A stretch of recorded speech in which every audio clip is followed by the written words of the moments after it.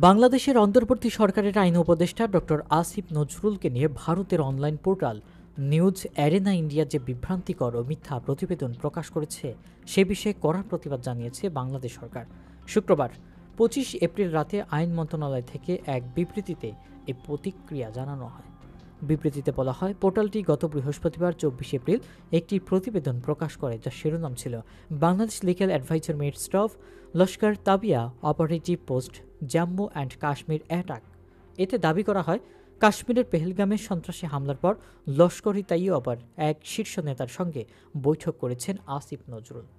আইন মন্ত্রণালয় এটিকে সম্পূর্ণ ভিত্তিহীন, কাল্পনিক এবং মানহানিকর বলে আখ্যা দিয়েছেন।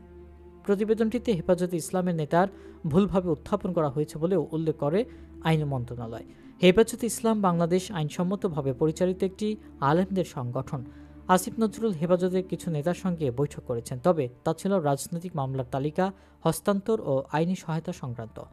বৈঠকের দিন ও সময় নিয়েও ভুল তথ্য উপস্থাপন করা হয়েছে বলেও বিবৃতিতে জানানো হয়। এই বিষয় মন্ত্রণালয়ের ব্যাখ্যা, বৈঠকটি 3 দিন আগেই অনুষ্ঠিত হয়।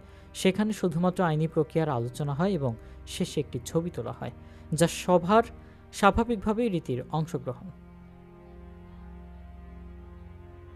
আসিফ নজরুলের ফেসবুক পোস্টে ভারতের বিরুদ্ধে উস্কানিমূলক হিসেবেও উল্লেখ করা হলেও আইন মন্ত্রণালয় জানায়, তিনি একজন ভারতীয় নাগরিকের পোস্ট শেয়ার করেছিলেন যেখানে পেহেলগামের হামলার নিরাপত্তাগত ব্যর্থতা নিয়ে সমালোচনা ছিল।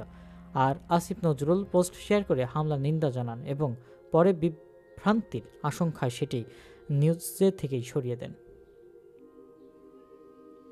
আইন মন্ত্রণালয় আরও জানান, হেফাজতের বিরুদ্ধে শেখ হাসিনা সরকারি সময় করা অনেক মামলার রাজনৈতিক প্রেক্ষাপট ছিল, যেগুলো নিয়ে হিউম্যান রাইটস ওয়াচ ও অ্যামনেস্টি ইন্টারন্যাশনাল মত প্রকাশ করেছে।